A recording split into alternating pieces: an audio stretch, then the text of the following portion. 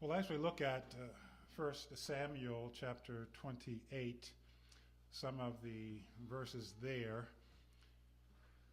we'll have to conclude next Sunday in John chapter 6 about one of these devices or tricks of the devil, him saying that God is not good enough. But just starting in 1 Samuel chapter 28, and looking at the Message translation, just to set the terrain. Saul is now king of Israel. Samuel, who led Israel as one of the great prophets, who spoke to the people on behalf of God himself, and who installed Saul as king, that Samuel is now dead. We have the Philistines, who decided to wage war against Israel, and they were already deep into the territory of Israel when Saul realized he was about to be attacked. So in 1 Samuel 28, starting at verse 5, it says, "But when Saul saw the Philistine troops, he shook in his boots, scared to death. Saul prayed to God, but God didn't answer, neither by dream, nor by sign, nor by prophet. So Saul ordered his officials, 'Find me someone who could call up spirits, so I may go and seek counsel from those spirits,' his servant said. There's a witch at Endor." So the King Saul had instituted some religious reforms at the beginning of his reign when Samuel was alive. He did that by ridding the land of wizards and mediums. But there was still at least one hanging around, probably others who did not go. But now that Saul is in trouble, he doesn't hear from God. And so to him, God is not good enough, so he resorts to other methods to figure out what to do. He's not hearing from God, so he consults a medium, someone who supposedly can call up spirits of the dead. During this exercise or this seance, the medium would extend her belly, and generally it was a female who would do this, extend her belly, and supposedly from there the spirit would speak. The scene would be like that of a ventriloquist, but where the speaker would be coming from the bowels of the person conducting the seance. And so in verse 11, starting there, the seance going on, the woman said to Saul, who's actually in disguise, because the medium knew that she shouldn't be doing this, and Saul knew that she shouldn't be doing this, so he disguised himself and approached her. And the woman said, "So whom do you want me to bring up?" "Samuel. Bring me Samuel, the dead prophet." Verse 12, "When the woman saw Samuel, she cried out loudly to Saul, 'Why did you lie to me? You're Saul.'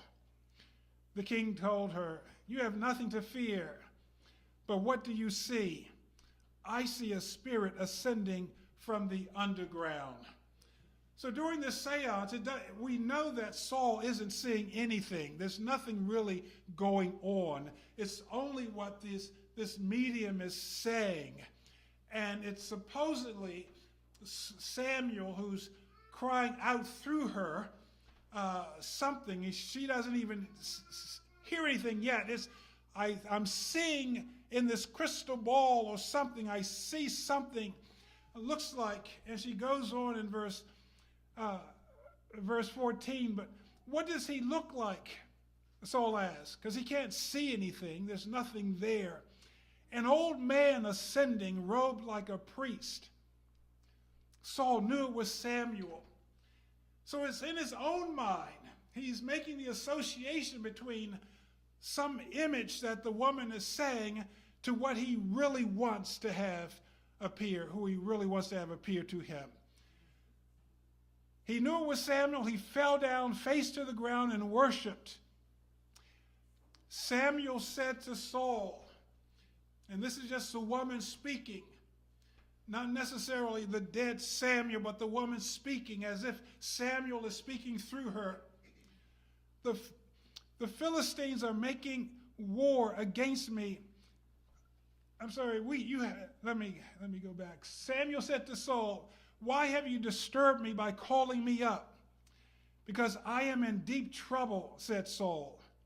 The Philistines are making war against me, and God has deserted me. He doesn't answer me anymore, either by prophet or by dream. And so I am calling on you to tell me what to do. So there are reasons why we may not hear from God. In Saul's case, he had been disobedient and turned away from God to follow his own greed. So if there's sin in your life, confess it and ask God to reveal any unconscious sin and confess that too. But there are times when we don't hear from God and we may be totally unaware of sin, and in fact, there may be no sin in our lives. It's just a period of time when we have to rely on what we know about God. That he is always good, that we saw last time. He's always good, always loving, always faithful, always true to his word. We have to believe that, even if we don't hear from him in a time of need. Saul was spiritually immature. And so his solution to God's silence, to seek out by devilish means an answer to a problem in his life, it was the wrong one. You may not know her as the Los Angeles-born Uri Dale Harris, but you may remember her as the Jamaican shaman, Miss Cleo of the Psychic Readers Network. With her adopted Jamaican accent, she promised her callers to answer their thorny questions about love and life if they would just call me now for your free reading. Somebody knows. Hopefully they didn't call. The problem was that callers did not treat it as entertainment. They really needed help. And she said she was often recognized in public, and it got so bad that people were chasing her car down the street and following her into restrooms. People want to get to you for one reason. They think that you can help them. It was very chaotic. They tell me what was going on in their lives, wanting some direction. That got intense. That's one of the reasons I moved from Miami Beach out here to Davie in Florida, where there are ranches and horses. People would just knock on my door. I had to get a bodyguard. I had to get dogs. And that's because they needed help. And they didn't have faith in God, or they lost their confidence in God because he didn't answer them soon enough. And Miss Cleo was someone King Saul would have consulted when he couldn't connect with God. And this is the trick of the devil. The devil would say, God is not hearing you. Your prayers are not working. You have to try to get answers some other way. 2 months ago in Las Vegas, 600 concert goers celebrating in an open field and oblivious to the cares around them were shot by rapid gunfire coming from the 32nd floor of the Mandalay Hotel across the street. 58 of them died. When I was there at the end of October, I saw the banner unfurled at the top of the Mandalay that said, #Vegas Strong, overlooking the lot where the victims were trapped helpless. Right after that, We heard the same sad expressions of condolences that our thoughts and prayers are with the families of those who perished. And they were broadcast over the airways by the pundits and politicians. Those expressions of condolences seemed obligatory and not really heartfelt. But one might ask, where was God in all that? And then Sutherland Springs, Texas, a month later, the interior of the church building now is a whitewashed memorial. The church issued a statement. It took a 30-person construction team working 72 hours to gut the heavily damaged structure, removing all chairs, pews, and equipment. The walls were painted, windows and ceiling tiles were replaced, and the carpet was removed, and the floors painted. It's an nearly empty space now. The pews were replaced with 26 handcrafted chairs, each adorned with a red rose and a victim's name written in gold letters, one for each person killed, including the woman's unborn child. Yes, a powerful but empty space, but for the chairs marching each spot, the exact location where the members perished when the heavily armed 26-year-old armed force serviceman opened fire at close range during the worship service. The associate pastor told the Washington Post, in most situations like this, the building would be closed off for months, but we want America to grieve with us because they've expressed so much love for us. We don't want to appear defeated. We're back in business. It's God's business. And we heard the same thing, the reporters and politicians coming out with their obligatory words of meaningless condolences, that their thoughts and prayers are with the survivors and the families of those who did not make it. But Keith Olbermann, political commentator, responding to House Speaker's consoling words, said, you can take your prayers and shove them up your hashtag ? I know what his intent was, but he highlighted the problem that some people face when it appears that God is not doing anything.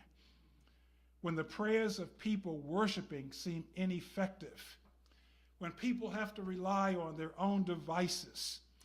But this feeds into the devil's deception that faith in God is not good enough. You have to find some other way to be safe. And given the climate of fear, we cannot be hopeless about rampages. Yes, it can happen again. It can happen anytime, but we can't be hopeless. But be prayerful still about what the church can do. Yes, one approach is to petition Congress, but another is to keep praying for answers about how the church can get involved in intervention in domestic violence, how we can reach out to individuals who are suffering under those conditions before it reaches a crisis point, how we can reach those isolated individuals before they reach a crisis point, how we can reach the troubled youths.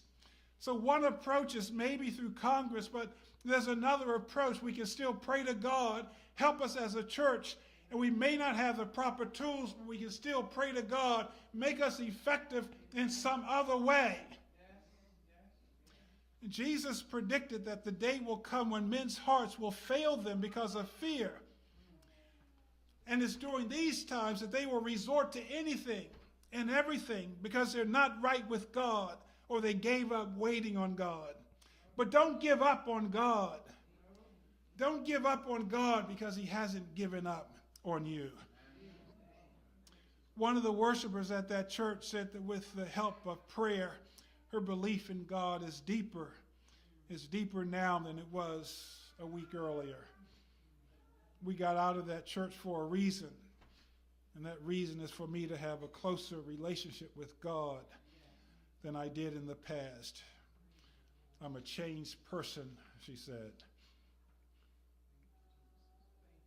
Just to bring conclusion to Saul, where did he end up? Trying to get answers from the medium instead of from God. Well, the medium, supposedly projecting the voice of Samuel, said, tomorrow you and your sons will be with me, meaning that they would be lost in battle. And Saul dropped to the ground, fell like a tree, terrified by Samuel's words. There wasn't an ounce of strength left in him. So what if God doesn't answer right away? We still have to believe in Jesus Christ. The one who has come to Jesus, we have to still believe in him, and we won't be satisfied with anything or anyone else. Yes, there's going to be more collapses, economic collapses, more rampages, more catastrophes, but God still hasn't given up on us, and we should never give up on him. Amen. And we'll finish with John chapter 6, going into more detail. Jesus taking a different approach to this same topic, different insight.